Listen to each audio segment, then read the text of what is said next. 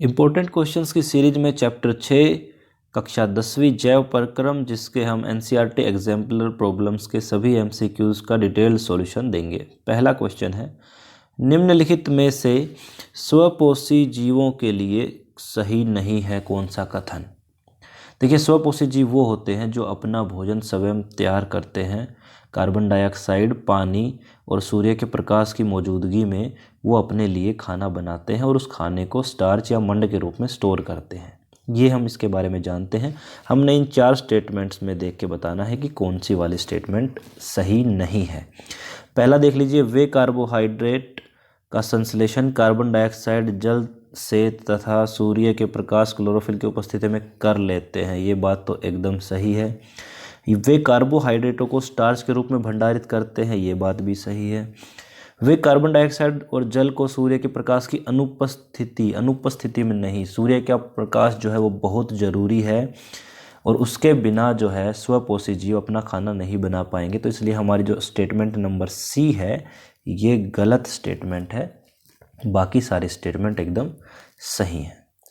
जीवों के निम्नलिखित वर्गों में से किस वर्ग के जीव खाद्य पदार्थों को शरीर के बाहर ही पचाकर उसका अवशोषण कर लेते हैं? मतलब शरीर के बाहर ही पचाकर उसका अवशोषण करते हैं। ऐसे जीवों को हम मृतजीवी या फिर मृतपोषी कहते हैं और इसमें कवक, फफूंद वगैरह आते हैं। इन ऑप्शंस के हिसाब से पहला ऑप्शन इसलिए हट जाएगा क्योंकि इसमें हरे पौधे हैं। हरे पौधे तो स्वपोषी होते हैं। ईस्ट मशरूम, ब्रेड की फफूंद, ये वाला ऑप्शन सही है। अमरबेल जो है वो परजीवी होता है, मृतजीवी नहीं होता है। और ये बाकी जो हैं इसमें ऑप्शन नंबर डी में, ये भी सारे परजीवी हैं। तो यहाँ पर केवल ऑप्शन बी जो है हमारा, यीस्ट, मशरूम और ब्रेड की फफूंद, ये तीनों ही जीव ऐसे हैं जो शरीर के बाहर पचाकर उसका अवशोषण करते हैं और इन जीवों को हम मृतजीवी कहते हैं। इसके अंदर कवक और फंजाई जो है या फिर जो फफूंद है वो इस कैटेगरी में आती है। यहाँ पर आप देखिए कुछ मृतजीवी जीवों की पिक्चर, जो कवक हैं उनको दिखाया गया। ये तीनों कवक हैं। पहले वाले में मशरूम और बाकी 2 भी कुछ ना कुछ मशरूम जैसे ही हैं। तीसरा क्वेश्चन है, सही कथन चुनिए। इन चारों में से सही को छांटना है। पढ़ लेते हैं। विषमपोषी प्राणी अपने भोजन का संश्लेषण स्वयं नहीं करते। बिल्कुल सही बात है। विषमपोषी जो हैं वो अपना भोजन स्वयं नहीं बनाते और हमें पहले ही ऑप्शन में अगर सही मिल गया है तो हमारा आंसर हो गया ख़त्म, क्योंकि मल्टीपल ऑप्शंस का आंसर इसमें है नहीं। इसलिए हमारा पहला ऑप्शन सही है। मानव के आहार नाल के विभिन्न भागों का सही क्रम लिखिए। देखिए, मानव का जो आहार नाल है उसके विभिन्न पार्टों को यहाँ दिखाया गया है। सबसे पहले माउथ, जिसका अर्थ होता है मुख। मुख के बाद एक पाइप जाता है जिसको एसोफेगस कहते हैं, उसको हिंदी में ग्रसिका कहा जाता है। उसके बाद जो है हमारा स्टमक या फिर अमाशय होता है। अमाशय के बाद छोटी आंत, छोटी आंत के बाद बड़ी आंत। इस तरह से ये सीक्वेंस बनती है। तो हमें इसी हिसाब से सीक्वेंस को रखना है। पहले मुख, उसके बाद ग्रसिका, अमाशय, छोटी आंत, बड़ी आंत। अपने ऑप्शन को छांट लेते हैं इसके हिसाब से। यहाँ पर मुख के बाद ग्रसिका, मुख के बाद ग्रसिका यहाँ भी है, उसके बाद अमाशय। ठीक है, लेकिन बड़ी आंत पहले नहीं आएगी, पहले छोटी आंत आएगी फिर बड़ी आंत आएगी। इसलिए हमारा ऑप्शन नंबर डी जो है वो हमारा सही आंसर है। नेक्स्ट क्वेश्चन की तरफ चलते हैं। यदि लार में लार एमाइलेज की कमी हो, लार के अंदर हमारे मुंह से ही जो है पाचन शुरू हो जाता है, उसके अंदर एमाइलेज जो है एक एंजाइम मिलता है। ये पाचक रस क्या करता है, जो हम स्टार्च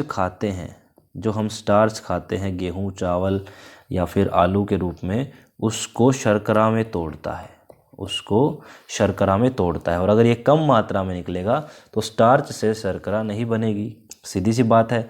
इसी का काम था ये स्टार्च से शर्करा बनाना, और अगर ये नहीं है, कम मात्रा में है, तो ये बनना जो है वो प्रभावित होना ही होना है।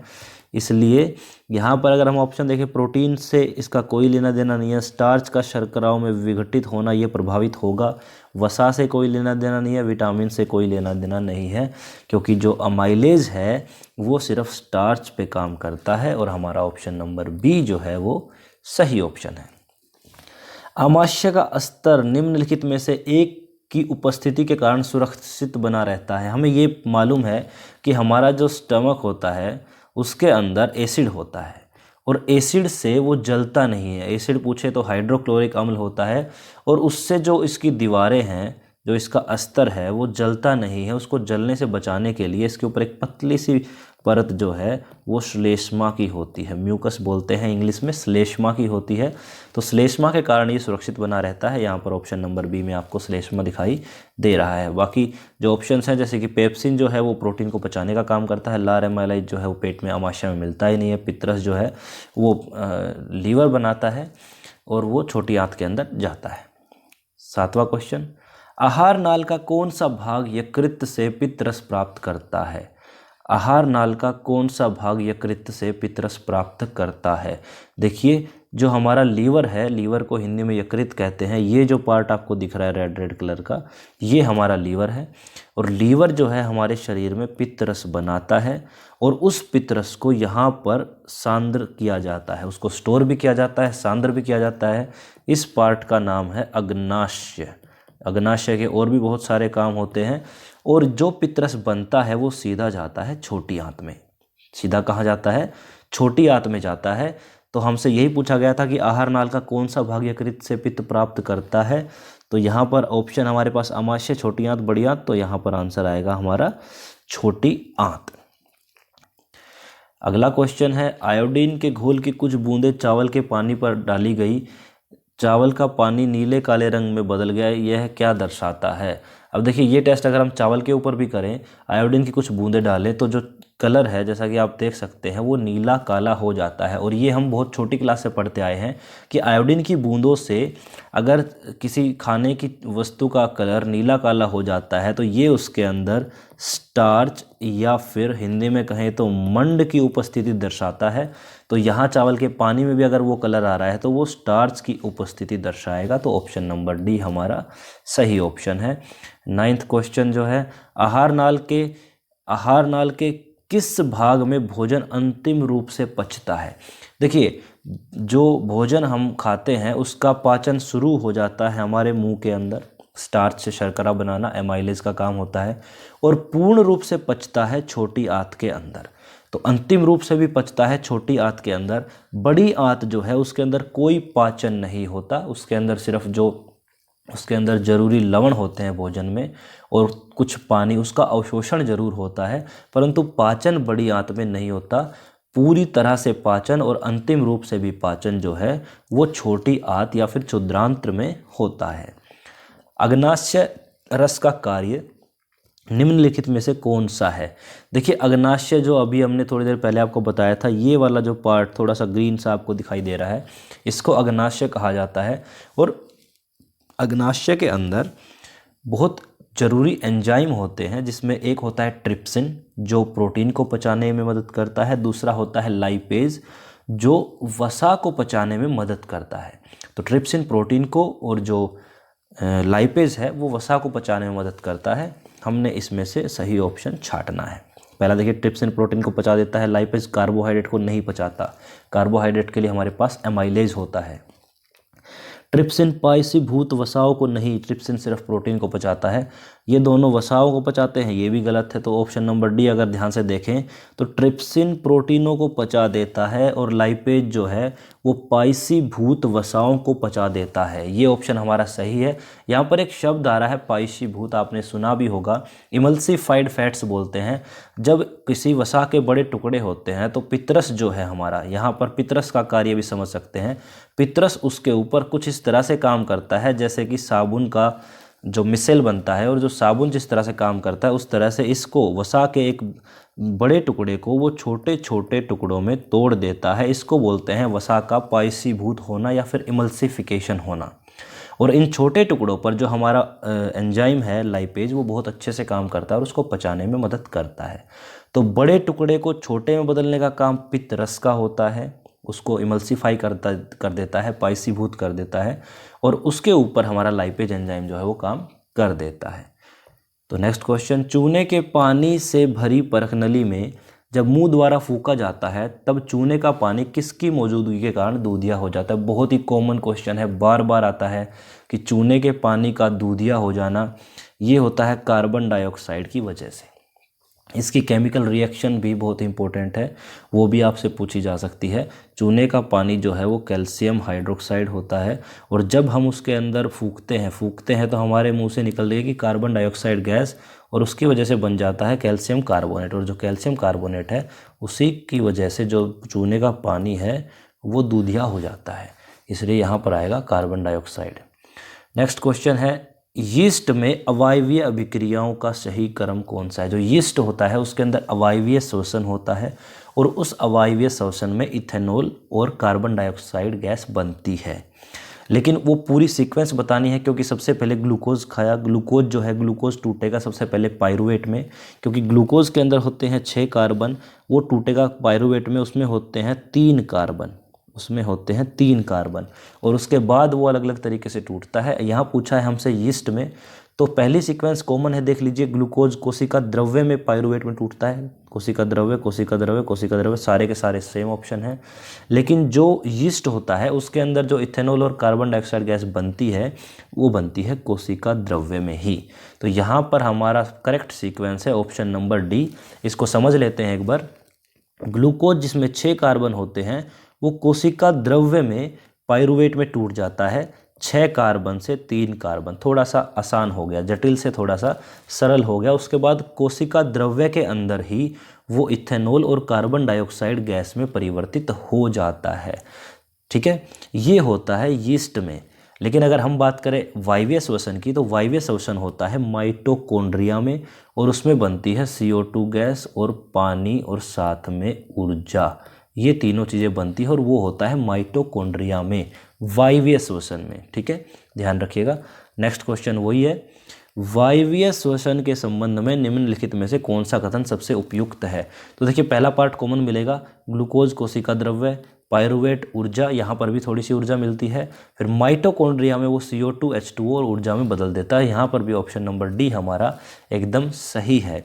उसके अलावा कभी कभी क्या होता है, अगर आप ज़्यादा भागदौड़ कर लेते हैं तो हमारे शरीर में ऑक्सीजन की कमी हो जाती है और उसकी वजह से क्या होता है, यहाँ पर जो वायवीय श्वसन हो रहा है माइटोकॉन्ड्रिया में वो फिर से कोशिका द्रव्य में अवायवीय श्वसन होता है, क्योंकि कार्बन जो ऑक्सीजन है वो उसकी मात्रा काफ़ी कम हो जाती है और हमारे शरीर में बनने लगता है लैक्टिक एसिड, और इस लैक्टिक एसिड की वजह से हमारे मसल्स में क्रैम्प और जो मसल में पेन होता है वो सब हमें देखने को मिलता है। ये तीनों क्वेश्चन बहुत इंपॉर्टेंट है। नेक्स्ट क्वेश्चन काफ़ी बड़ा सा क्वेश्चन है, जितना बड़ा क्वेश्चन उतना ही आसान क्वेश्चन रहेगा। श्वसन के संबंध में निम्नलिखित में से कौन सा कथन सत्य है। श्वसन के लिए हमने सही कथन को छांटना है। पहला देख लेते हैं, अंत श्वसन का अर्थ होता है सांस को अंदर खींचना। जब सांस हम अंदर लेते हैं तो पसलियाँ भीतर की तरफ चली जाती है, बिल्कुल गलत बात है। आप सांस अंदर लेके देखिए, आपकी पसलियाँ बाहर की ओर जाएंगी, तो पहला ऑप्शन तो गलत हो गया। दूसरा ऑप्शन है, कूपिकाओं के भीतर गैसों का विनिमय होता है। विनिमय मतलब एक्सचेंज, ऑक्सीजन जाएगी, कार्बन डाइऑक्साइड वापस आएगी, ये एक्सचेंज जो है वो कूपिकाओं में ही होता है, एकदम सही है ये। अर्थात कूपिकाओं की वायु की ऑक्सीजन विसरित होकर रुधिर में, रक्त में चली जाएगी और रुधिर से जो कार्बन डाइऑक्साइड है वो वापस कूपिकाओं से हवा में चली जाती है, ये ऑप्शन एकदम सही है। दूसरा, हीमोग्लोबिन में ऑक्सीजन की अपेक्षा कार्बन डाइऑक्साइड के प्रति अधिक बंधुता होती है, ये बात एकदम गलत है, क्योंकि जो हीमोग्लोबिन है उसकी बंधुता ऑक्सीजन के साथ ज़्यादा होती है, ना कि कार्बन डाइऑक्साइड के साथ। और चौथा ऑप्शन, कूपिकाओं के कारण गैसों के विनिमय के लिए अधिक सतही क्षेत्र जो है उपलब्ध होता है, ये बात एकदम सही है। गुब्बारे जैसी संरचना होती है, ज़्यादा से ज़्यादा क्षेत्रफल मिल सके, इसीलिए उसकी संरचना इस तरह से होती है ताकि ज़्यादा से ज़्यादा गैसों का विनिमय हो सके। तो हमारा ऑप्शन नंबर 2 और 4 एकदम सही है। 2 और 4 के हिसाब से हमारा ऑप्शन नंबर डी सही है। चलते हैं नेक्स्ट क्वेश्चन पे। अंतः श्वसन के दौरान वायु प्रवाह का सही मार्ग कौन सा है। जब सांस लेते हैं तो सही मार्ग कौन सा है। अगर श्वसन की बात हो रही है तो सीधा आप जो मानव श्वसन तंत्र है उसकी ओर जाएंगे। सबसे पहले देखिए, हम नाक से सांस लेते हैं तो नासा द्वार है, नासा द्वार के बाद जो ये पार्ट है इसको ग्रसनी कहा जाता है। ग्रसनी के बाद जो है हमारा जो सांस है वो कंठ में जाता है। कंठ के बाद ये जो चीज़ है ये है हमारी श्वास नली, और श्वास नली के बाद वो चली जाती है कूपिकाओं में फेफड़ों के अंदर। तो कुछ इस तरह से सीक्वेंस रहेगा, पहले नासाद्वार मतलब नाक, उसके बाद ग्रसनी, फिर कंठ, कंठ के बाद श्वास नली, फिर कूपिकाएं। और मैं जो यहाँ देख पा रहा हूँ, यहाँ पर जो ऑप्शन है हमारा, ऑप्शन नंबर डी पे ध्यान दीजिए। नासाद्वार, ग्रसनी, कंठ, श्वास नली, कूपिकाएं, एकदम सही सीक्वेंस है ये। बाकी सारी सीक्वेंस हैं गलत। श्वसन के दौरान गैसों का विनिमय कहाँ होता है? अब इस क्वेश्चन का आंसर देने की ज़रूरत नहीं है, ये हम बता चुके हैं कि जो श्वसन है उसमें कूपिकाओं में होता है। कूपिकाएं गुब्बारे जैसी संरचना होती है। देखिए इस पार्ट को जूम करके दिखाया गया है यहाँ पर, उस कूपिकाओं को जूम करके यहाँ दिखाया गया है। देख लीजिए गुब्बारे जैसी संरचना है जिसमें रक्त की छोटी छोटी केशिकाएँ हैं जिनमें गैसों का विनिमय एक्सचेंज होता है। तो ये जो एक्सचेंज है वो हमारा होता है कूपिकाओं में। यहाँ पर ऑप्शन नंबर बी फेफड़ों की कूपिकाओं में एकदम सही है। गैसों का एक्सचेंज कूपिकाओं में होता है। फिर से एक बड़ा क्वेश्चन है, हृदय के बारे में कौन सा कथन सही है? हृदय के बारे में सही कथन को छांटना है। एक बार देख लीजिए, हृदय जो है उसके 4 चैम्बर होते हैं। लेफ्ट साइड जो होती है, जो ये लेफ्ट साइड है, इसमें हमेशा ऑक्सीजनित रक्त रहता है। लेफ्ट साइड में ऑक्सीजनित रक्त रहता है। और जो हमारी राइट साइड है उसमें विऑक्सीजनित रक्त रहता है, मतलब उसके अंदर ऑक्सीजन नहीं पाई जाती। तो इस तरह से होता है, लेफ्ट वाले पार्ट में हमेशा ऑक्सीजन वाला ब्लड और राइट वाले पार्ट में बिना ऑक्सीजन वाला ब्लड रहता है। ऊपर वाले पार्ट को अलिंद कहते हैं, नीचे वाले को निलय कहते हैं। और कभी भी ब्लड जो है वो मानव हृदय के अंदर मिक्स नहीं होता, लेफ्ट से राइट नहीं जाता, राइट से लेफ्ट नहीं जाता।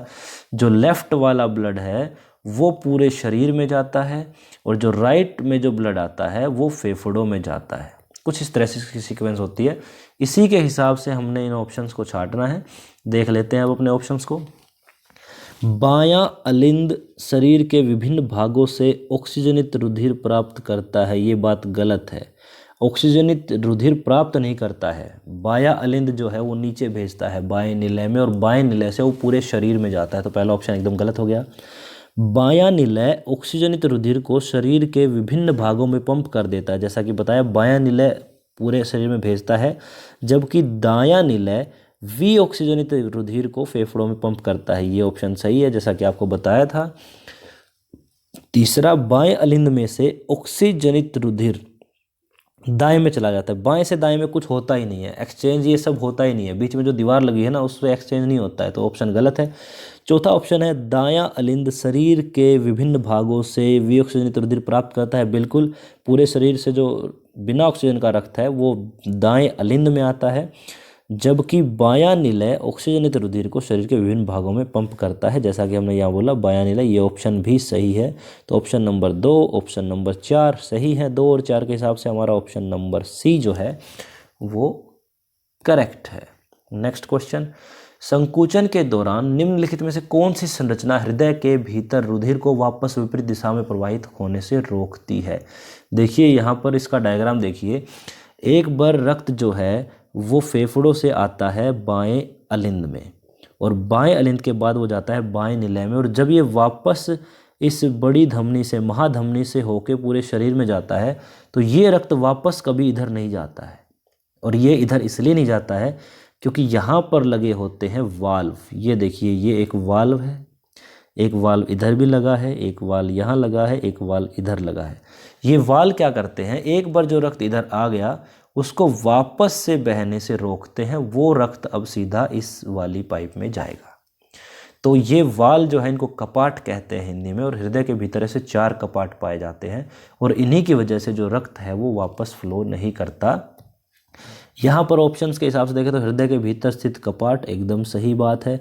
मोटी भित्तियों से नहीं मतलब है, अलिंद की पतली भित्तियों से नहीं मतलब, उपरोक्त सभी तो हो ही नहीं सकता। केवल हृदय के भीतर जो कपाट हैं, वाल्व हैं, उनकी वजह से जो ब्लड है वो मिक्स नहीं होता, या फिर मैं कहूँ कि वापस नहीं जाता। एकल परिसंचरण अर्थात शरीर से होकर एक ही चक्र के दौरान रुधिर का हृदय में होकर एक बार प्रवाहित होना निम्नलिखित में से किन में पाया जाता है? देखो, एकल जो परिसंचरण है वो मछलियों में पाया जाता है, पाइसिज जो है उनमें पाया जाता है। उनमें किस तरह से काम करता है, ये गिल्स हैं, गलफड़े, यहाँ से ऑक्सीजन ली ब्लड ने और पूरे शरीर के अंदर चला गया वो रक्त ऑक्सीजन को छोड़ते हुए। उसके बाद जो विऑक्सीजनित वाला रक्त है वो हृदय के अंदर आएगा और हृदय उसको वापस भेज देगा गलफड़ों के पास। ये यहाँ पर उसके गिल्स हैं जिनको हिंदी में गलफड़े कहते हैं, उसमें जाता है। तो इस तरह से एक बार जो रक्त है हृदय से केवल एक ही बार निकलता है, इसलिए इसको कहते हैं एकल संचरण। और ये पाया जाता है मछलियों में। मछलियों का जो परिवार है उसको पाइसिस कहा जाता है, ठीक है, तो उनमें पाया जाता है। अगर हम ये ऑप्शन देखें तो इसमें जो ऑप्शन नंबर बी है ये सारी की सारी मछलियां हैं, बाकी सभी में कोई हमारे पास उभयलिंगी है और कोई जो है जैसे कि व्हेल और डॉल्फिन वो मैमल्स भी हैं। तो उनके अंदर हमारे मनुष्य की तरह द्विसंचरण होता है, एकल संचरण ना होकर द्विसंचरण होता है, अर्थात एक रक्त हृदय से 2 बार गुजरता है हमारे अंदर भी और बाकी मैमल्स के अंदर जैसे व्हेल और डॉल्फिन के अंदर भी। लेकिन जो मछलियां हैं उनके अंदर एकल संचरण पाया जाता है। तो यहाँ पर हमारा ऑप्शन बी ध्यान रखिएगा सही है। सॉरी, नेक्स्ट क्वेश्चन है, निम्नलिखित कशेरुकी समूह में हृदय ऑक्सीजनित रुधिर को शरीर के विभिन्न भागों में जो अभी बताया था पंप नहीं करता है। सेम वही वाला सवाल है, एकल संचरण का ही सवाल है। और ये मैंने बताया था पाइसिस या पीसिस बोलते हैं, मछलियों का जो ग्रुप होता है, मछलियों का जो समूह होता है उसको हम इंग्लिश में पाइसिस बोलते हैं। तो यहाँ पर ऑप्शन नंबर डी जो है हमारा सही है। नेक्स्ट क्वेश्चन, धमनियों के वर्णन करने के लिए सही कथन चुनिए। देखिए धमनी जो होती है उनकी दीवारें मोटी होती हैं। जैसे मान लो ये मैं एक धमनी बना रहा हूँ, तो ये देख लीजिए इतनी मोटी दीवारें हैं और जो रक्त फ्लो करने की जगह है वो केवल ये है, ये जो बीच में थोड़ी सी जगह है, ठीक है। वहीं अगर मैं सिरा बनाऊँ तो सिरा की दीवारें तो होती हैं पतली, लेकिन जो रक्त बहने के लिए जगह होती है वो काफ़ी ज़्यादा होती है। और धमनियों में ऐसा इसलिए होता है कि दीवारें मोटी होती हैं, उसका कारण ये है कि उनमें जो रक्त है वो बहुत तेज़ प्रेशर से निकलता है और वो रक्त जो है वो हृदय से बाकी शरीर के हिस्सों में जाता है। ये धमनियों का गुण है। इन्हीं गुणों के हिसाब से अपना छाट लेते हैं आंसर। इनकी भित्तियाँ मोटी और प्रत्यास्थ होती हैं, तो सही है। रुधिर उच्च दाब के साथ बहता, ये भी सही है। ये विभिन्न अंगों से रुधिर एकत्रित करती है, ये बात गलत है। इनकी भित्तियाँ पतली नहीं होती है, तो गलत है। इनकी भित्तियाँ मोटी प्रत्यास्थ होती हैं, सही है। इनमें रुधिर कम दाब के साथ बहता है, ये गलत है। चौथा ऑप्शन है, इनकी भित्तियाँ मोटी और प्रत्यास्थ होती हैं, इनमें रुधिर उच्च दाब के साथ बहता है और ये रुधिर को हृदय से दूर शरीर के विभिन्न भागों में पहुंचाती है। ऑप्शन नंबर डी एकदम सही एक्सप्लेनेशन है। आप एक बार ऑप्शन नंबर डी को पढ़ लेना। इसी तरह से धमनियों का वर्णन किया जा सकता है। वृक्कों की निस्यंदक इकाइयों को क्या कहते हैं? देखिए वृक्क जो हैं वो हमारे रक्त को साफ करना, छानने का काम करते हैं और उसमें जो इकाई होती है कार्य करने की उसको कहते हैं नेफ्रॉन। नेफ्रॉन कहते हैं, या फिर हिंदी में इसका नाम होता है वृक्काणु। हिंदी में इसका नाम होता है वृक्काणु। जैसे ये किडनी एक बनाई हुई है, ये एक वृक्क बनाया हुआ है, इसके छोटे से हिस्से को जूम करके जब दिखाए तो ये हमारा एक नेफ्रॉन बनता है जिसमें रक्त को छानने का काम होता है। तो इसकी निस्यंदक इकाई या क्रियात्मक इकाई पूछे तो वो होती है नेफ्रॉन या फिर वृक्काणु। प्रकाश संश्लेषण प्रक्रिया के दौरान उत्पन्न होने वाली ऑक्सीजन कहाँ से प्राप्त होती है? देखिए प्रकाश संश्लेषण जो अभिक्रिया है वो अलग अलग चरणों में होती है। जैसे कि जो क्लोरोफिल होता है जिसकी वजह से पौधों जो हमारे पत्ते होते हैं वो हरे रंग के होते हैं, उसका कार्य होता है सूर्य की ऊर्जा को अवशोषित करना। जो CO2 गैस है, CO2 में हाइड्रोजन जुड़कर या फिर मैं कहूँ कि उसका अपचयन हो जाता है जिसकी वजह से बन जाता है ग्लूकोज C6H12O6। लेकिन जो ऑक्सीजन है वो हमें मिलती है इसमें पानी से, क्योंकि पानी में क्या होता है, पानी का जो हाइड्रोजन है वो तो जुड़ जाएगा CO2 के साथ और ऑक्सीजन जो है वो अलग हो जाएगी, वो हमें इससे निकलती है। तो प्रकाश संश्लेषण में जो ऑक्सीजन निकलती है वो निकलती है जल से। तो यहाँ पर ऑप्शन नंबर ए जो है हमारा सही है। कुछ बच्चे कार्बन डाइऑक्साइड करके आते हैं, गलत है, क्योंकि कार्बन डाइऑक्साइड में तो हाइड्रोजन जुड़ के ग्लूकोज बनाते हैं, ठीक है। तो जल से हमें ऑक्सीजन मिलती है प्रकाश संश्लेषण क्रिया में। ऊतकों से बाहर आने वाले रुधिर में किसकी मात्रा अपेक्षाकृत अधिक होती है? देखिए शरीर, ऊतक का मतलब है शरीर के विभिन्न भागों से जो रक्त आता है उसके अंदर देखिए, जब शरीर के विभिन्न भागों से रक्त आएगा तो ऑक्सीजन बांट के आएगा और कार्बन डाइऑक्साइड अपने साथ लेके आएगा, तो उसमें किसकी मात्रा ज़्यादा होती है? कार्बन डाइऑक्साइड की। निम्नलिखित में से कौन सा कथन सही नहीं है? क्वेश्चन को ना ध्यान से पढ़ा करो। सही नहीं है पूछता है, कभी कभी सही है पूछता है, तो इसमें पूछा है सही नहीं है। जीव समय के साथ वृद्धि करते हैं, सही बात है। जीवों को अपने शरीर में होने वाली टूट फूट की मरम्मत करते रहना चाहिए तथा उसे अपनी संरचना को बनाए रखना चाहिए, बिल्कुल सही बात है। कोशिकाओं में अणुओं की गति नहीं होती है, बिल्कुल गलत बात है। कोशिकाओं में अणुओं की गति होती है। ऊर्जा जैव प्रक्रियाओं के लिए आवश्यक होती है, ये भी बात सही है। तो ऑप्शन नंबर सी सही नहीं है, इसी को हम टिक करेंगे इसमें। स्वपोषी में निश्चित रहने वाली आंतरिक ऊर्जा किस रूप में होती है? स्वपोषियों में जो कोशिकीय ऊर्जा होती है वो किस रूप में होती है? वो होती है स्टार्च के रूप में। किसके रूप में होती है? स्टार्च के रूप में, क्योंकि ज़्यादातर जो ऊर्जा है वो स्टार्च के रूप में होती है उनके अंदर। निम्नलिखित समीकरणों में से कौन से समीकरण को प्रकाश संश्लेषण प्रक्रिया का समीकरण माना जाता है? प्रकाश संश्लेषण का समीकरण जो है उसमें CO2 रहेगा, पानी रहेगा, क्लोरोफिल रहेगा, सूर्य का प्रकाश रहेगा, बनेगा ग्लूकोज और साथ में पानी और साथ में ऑक्सीजन, ये सब चीज़ें बनेंगी। पहली वाली अगर हम देखें तो उसमें सूर्य के प्रकाश और क्लोरोफिल का कोई जिक्र नहीं है, तो ये गलत हो जाएगा। दूसरे वाले में देखें तो क्लोरोफिल का जिक्र नहीं है, तो वो भी नहीं है। तीसरे वाले में देखें तो क्लोरोफिल है, सूर्य का प्रकाश है, दोनों चीज़ें यहाँ भी हैं, ग्लूकोज बन रहा है, ऑक्सीजन बन रही है और H2O भी बन रहा है, तो ऑप्शन नंबर सी हमारा एकदम सही है। और इस वाली समीकरण को आप याद रखिएगा, पेपर में इस तरह से आ सकता है कि प्रकाश संश्लेषण की समीकरण लिखिए और संतुलित समीकरण लिखिए, तो ध्यान रखना 6 CO2 12 पानी, उसके बाद बनेगा 1 ग्लूकोज, 6 ऑक्सीजन और 6 पानी। तो इस तरह से इसको याद रखिएगा हमेशा। नेक्स्ट क्वेश्चन पे आ जाते हैं। उस घटना का चयन कीजिए जो प्रकाश संश्लेषण में नहीं होती। देखिए इसमें इस जो ये वाला जो क्वेश्चन है इसके अंदर प्रकाश संश्लेषण की सारी घटनाएं हमें मिल जाएंगी। क्लोरोफिल द्वारा प्रकाश ऊर्जा का अवशोषण बिल्कुल होता है ये। कार्बन डाइऑक्साइड का कार्बोहाइड्रेट में अपचयन, ये हमने बताया था कि हाइड्रोजन का जुड़ जाना अपचयन होता है और इसमें ये होता है। कार्बन का कार्बन डाइऑक्साइड में उपचयन ये नहीं होता है, कार्बन तो इसमें कुछ आती ही नहीं है, कार्बन डाइऑक्साइड का ही होता है। और लास्ट ऑप्शन को देखने की ज़रूरत नहीं है, प्रकाश ऊर्जा का रासायनिक ऊर्जा में परिवर्तन, ये भी होता है। तो ऑप्शन नंबर सी जो है वो इसमें नहीं होता है। पौधों में रंध्र का खुलना तथा बंद होना निर्भर करता है किस पर? देखिए रंध्र क्या होते हैं पहले ये देख लीजिए।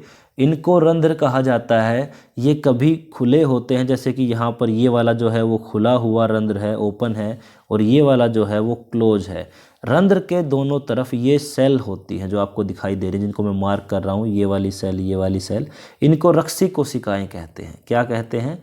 रक्षी कोशिकाएं। रंध्र का खुलना और बंद होना वो निर्भर करता है इन रक्षी कोशिकाओं पर। और रक्षी कोशिकाओं में भी कैसे? इन रक्षी कोशिकाओं में पानी के ऊपर, जैसे कि ये वाला रंध्र खुला है, यहाँ पर देखिए आप, ये पानी है, पानी की मात्रा ज़्यादा है तो वो खुल गया। बंद है तो वहाँ पर पानी की मात्रा कम है, अर्थात अगर रक्षी कोशिकाओं में पानी ज़्यादा हो जाएगा तो रंध्र खुल जाएगा, अगर कम हो जाएगा तो वो बंद हो जाएगा। तो ये इस बात पर निर्भर करती है। तो हम अपना सही ऑप्शन छांट लेते हैं। ऑक्सीजन पर नहीं, तापमान पर नहीं, द्वार कोशिकाओं या रक्षी कोशिकाएं भी कहते हैं इनको, द्वार कोशिकाएं भी कहते हैं। द्वार कोशिकाओं में के अंदर उपस्थित जल पर निर्भर करता है उसका खुला रहना या बंद होना। तो ऑप्शन नंबर सी सही है।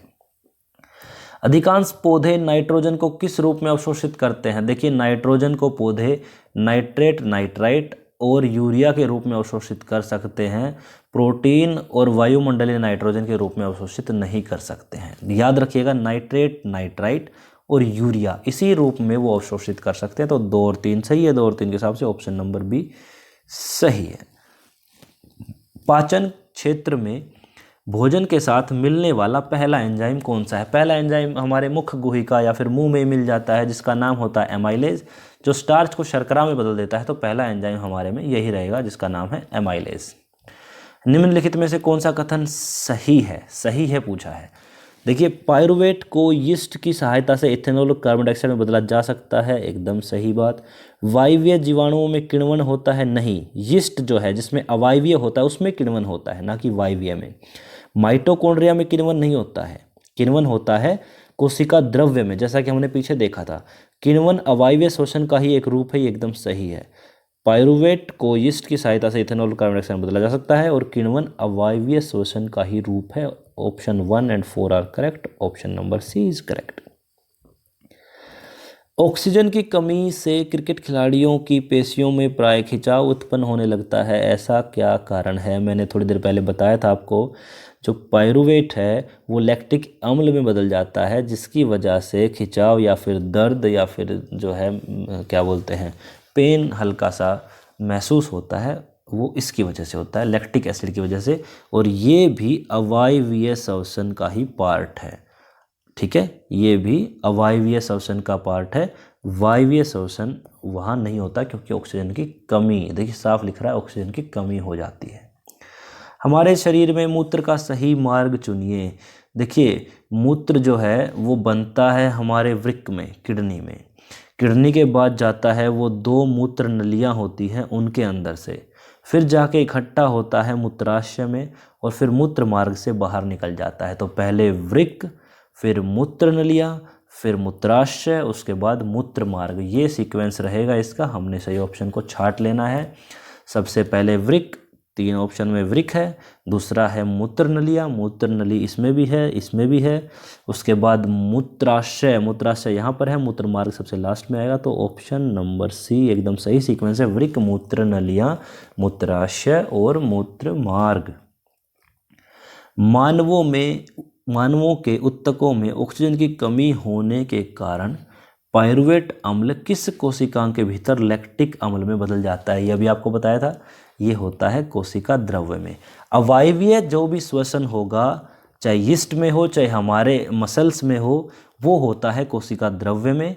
और वायवीय जहाँ पर होगा, ऑक्सीजन जहाँ बहुत ज़्यादा होगा, वो होगा माइटोकॉन्ड्रिया में। और जो वायवीय होता है, जो माइटोकॉन्ड्रिया में होता है, उसमें जो एनर्जी होती है वो बहुत ज़्यादा निकलती है। वहीं कोशिका द्रव्य में जो अवायवीय श्वसन होता है, वहाँ पर एनर्जी जो है वो कम निकलती है। ठीक है, वायवीय में ज़्यादा एनर्जी और अवायवीय में कम एनर्जी, इस बात को भी ध्यान रखिएगा। यहाँ पर हमारे ये 35 MCQ जो NCERT एग्जाम्पलर प्रॉब्लम्स थे वो समाप्त होते हैं। अगर आपका कोई डाउट रहता है तो मुझे कमेंट सेक्शन में बताइएगा। आप सभी का थैंक यू।